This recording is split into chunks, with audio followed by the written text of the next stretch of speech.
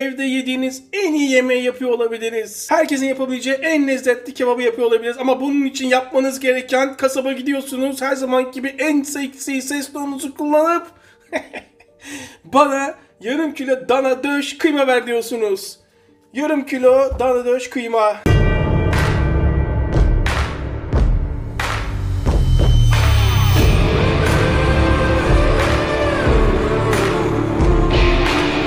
Orta boy soğan. Fakat rendenin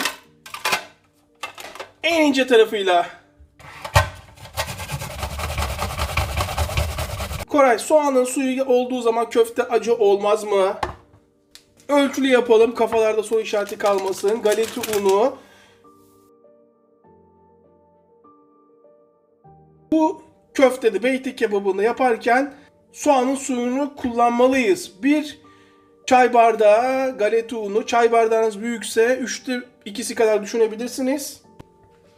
Ama benim gibi orta boysa tam büyük bir çay bardağı kullanabilirsiniz. Soğanın suyundan şöyle lapa bir harç elde ettim. Görüyor musunuz? Eğer ki benimki gayet iyi ama kuru olursa göstermek için yapıyorum. Şöyle normal biraz içme suyu katabilirsiniz. Şu lapa iç harcı içine katıyoruz. İç harcı biraz kıymaya yedirelim. Hem elimizdeki galeta unu da kıymanın içine geçsin. Galeta ununu yedirdim. Artık iç harcının malzemelerini koyabiliriz. 1 tatlı kaşığı domates salçası. 2 çay kaşığı kimyon. 2 çay kaşığı kırmızı toz biber. 1 çay kaşığı karabiber. 2 çay kaşığı tuz. Artık kıymamızı yoğurup köfte haline getirebiliriz. Buradaki en önemli silahımız köfteyi çok iyi yoğurmak. Bütün malzeme iç içe geçmeli ta ki bu galeta unu hiçbir parçası kalmayana kadar. 8, 9, 10 dakikadır yoğuruyorum. Bakın. En ufak bir galeta unu, iç harçtan hiçbir parça kalmış mı? Tamamen yedirdim. Farkında mısınız? Lezzet ufak detaylara saklı. Bitti mi vatandaş? Bitmedi. İyice yoğurduğunuza inandıktan sonra şöyle topluyorsunuz. Burası mutfak, kıracağız, dökeceğiz. Bütün stresimizi atacağız.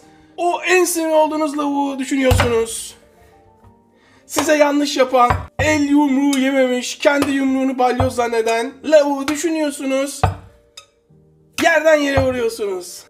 Bütün stresinizi atıyorsunuz. Bütün stresinizi. Üstünü kapatıyorsunuz. Sizden sadece çok az zaman isteyeceğim. Bu hemen dolaba. Sizden sadece köfteyi 1 saat dinlendirip kendisine gelmesini istiyorum. Fazla değil, hemen kem olmasın bak. Sadece 1 saat. Şuradan bir tane de mandalina alalım, yuvarlarız. 3 patlıcan. İsteyen bunu patlıcansız, isteyen de patlıcanlı yapabilir. Patlıcanı hemen şöyle sizden paçalı soymanızı istiyorum.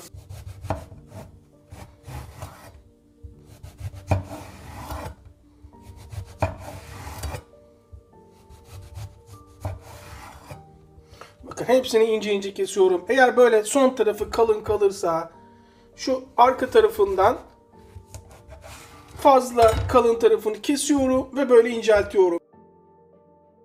Hepsini ince ince kestikten sonra bir kasenin içine biraz tuzluyorum. Şöyle çevir. Geri kalan tekrar kasenin içine. 5 dakika sonra üstüne geçecek kadar su. Patlıcanların mutlaka suyun altında kalmasını istiyorum. O yüzden üstüne şöyle bir ağırlık bırakıyorum ve sizden bu patlıcanları yarım saat boyunca suyun içinde bekletmenizi istiyorum. En yüksek ısıdayız. Evdeki en büyük teflon tavayı kullanın. Tavayı kaplayacak kadar yağ. Çok fazla yağ ihtiyacımız yok. Sadece önlü arkalı kızartacağız patlıcanları. Altını kaplayacak kadar. Benim için burada önemli olan patlıcanın kesinlikle su çekmemiş olması. Patlıcanları yavaş yavaş dizmeye başlıyorum.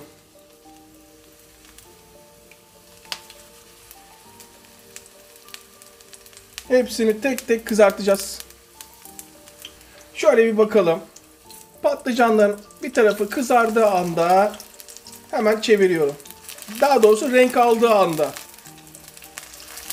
Ama çok da çiğ olmamalı. Fırına gireceğine güvenmeyelim. Hemen içine kağıt havlu. Pişenleri hemen alalım. Koray, Airfry'de yapabilir miyim patlıcanları? Yapabilirsiniz ama mutlaka böyle yemekler yaparken böyle yemekler bir yağ görsün. Yani milletin parmaklarını yiye yiye yemesini istiyorsanız, mutfakta aşçı mı var diye sormasını istiyorsanız mutlaka bir yağ görsün. Ama Airfry'de, fırında da kızartabilirsiniz. Size kalmış. Yağını alması önemli benim için, çekmesi. Yağını akıttıklarımı tek tek üst üste aldım. Böylece yer açtım. Ama yağın aktığından emin oldum. Devam. Ve artık beyti kebabımızı yapmaya geçebiliriz. Bir yufkayı tamamen açıyoruz. İsterseniz ayçiçek yağı, isterseniz zeytinyağı, size kalmış. Ben zeytinyağıyla şöyle biraz yağlıyorum.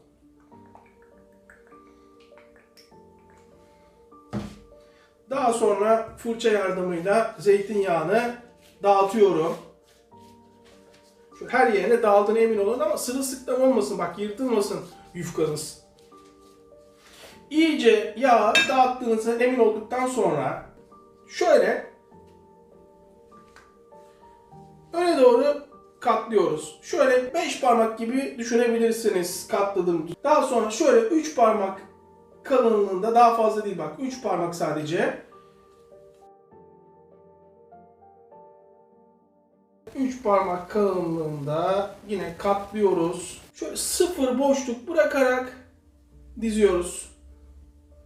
0 boşluk bırakıyoruz. Dikkat.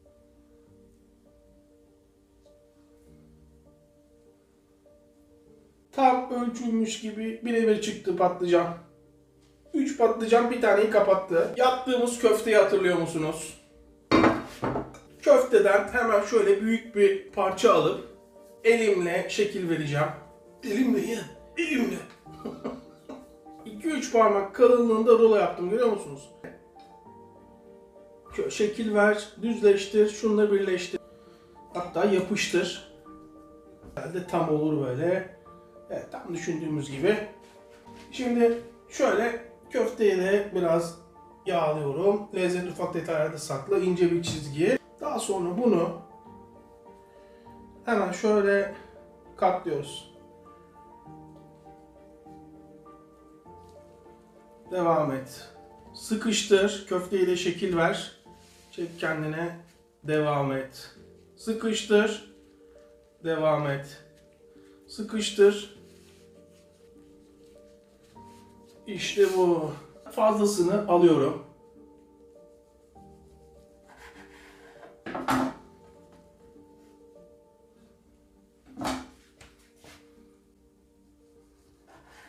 Merak etmeyin, ziyan olmayacak bu. Bakın şöyle bir açılma problemi yaşıyorsunuz. Hemen ıslatın ve yapıştırın.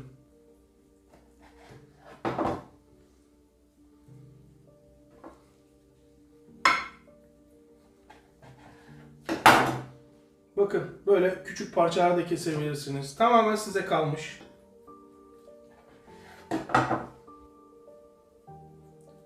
Şöyle biraz zeytinyağı döküyoruz. Şöyle yağlıyoruz. Hemen üst tarafını da yağlıyoruz. Daha sonra şu büyükler, bu benim olsun. Üstüne biraz zeytinyağı döküyoruz. Şöyle. Şu bir. 2 kişiyiz. Hemen bir tane daha. Yine şöyle hafif yağ. Hemen her tarafını yağla. Ona küçük yapalım. Küçük istiyor. Bir tane daha. Küçük olduğu için 4 tane alır. Hemen 4. Üstüne yağ. Fırına 180 derece yufkalar kızarana kadar. Diyelim ki çok fazla yaptınız. Ya da bir iş yerisiniz. Hazırda her zaman bir yemeğiniz olsun istiyorsunuz. Bunları böyle yapıp daha sonra buzluğa kaldırabilirsiniz. Yalnız iyi kapatın. Hava almasın. Şimdi hemen bu buzluğa artık şunun sosunu yapalım. Normalde süzme yoğurt kullanmak gerekiyor. Ama şu anda saat 4. Gece 4. Bir vampirin tarif defterinden bildiriyorum. O yüzden süzme yoğurt yok. Ev yapımı yoğurt kullanıyorum.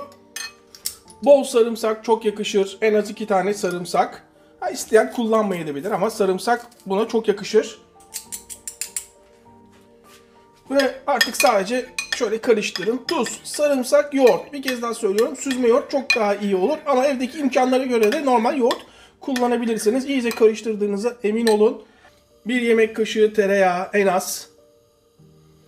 Hemen ocağın üstüne. Ocak çok yüksek yanıyor. Orta ateşe getirelim. Normalde küçük ocakta yapın siz bunu.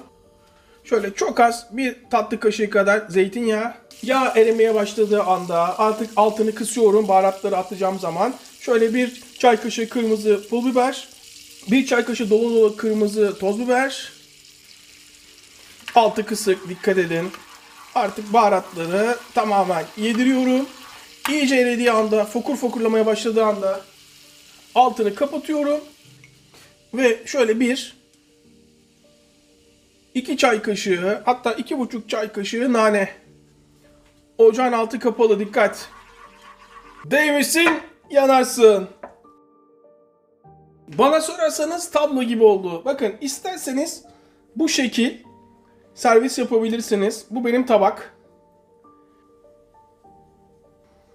Şöyle sosundan. Şunun lezzetsiz olma şansı var mı? Üstüne biraz kırmızı pul biber, ekstra nane. Şu çıtır çıtırı duymanızı istiyorum. Şu sesi duyuyor musunuz? Demek ki doğru pişirdik.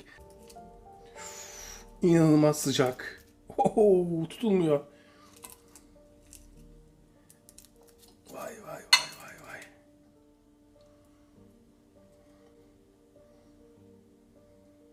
Üstüne yağ.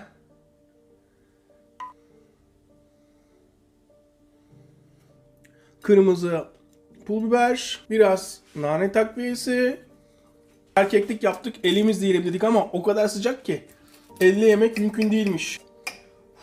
Dumanları görüyor musunuz? Görüyor musunuz içinin nasıl piştiğini? Açın ağzınızı. Şunun şöyle bir tadına bakın bakalım. Nasıl mı olmuş? Ya bu anlatılacak gibi bir şey değil. Bu anlatılacak gibi bir şey değil. Bunu mutlaka yapmalısınız. Bak, böyle bir şey yok. Samimi söylüyorum. Kömür ateşinde pişirmediğimiz halde, döküm tavada pişirmediğimiz halde köfte inanılmaz lezzetli. Bunu mutlaka yapmalısınız. Bir kalabalık arkadaş grubunuz geldiğinde birine müthiş bir yemek çıkartmak istediğiniz zaman. Bak şimdi moralim yerine geldi. Maç da başlamak üzere. Saat şöyle bir 5'leri geçti ama moralim yerine geldi. İzleyip abone olmayan vicdansızlar. Sizi unuttum zannetmeyin. Hepimize yine sağlık. Tekrardan herkese selamlar.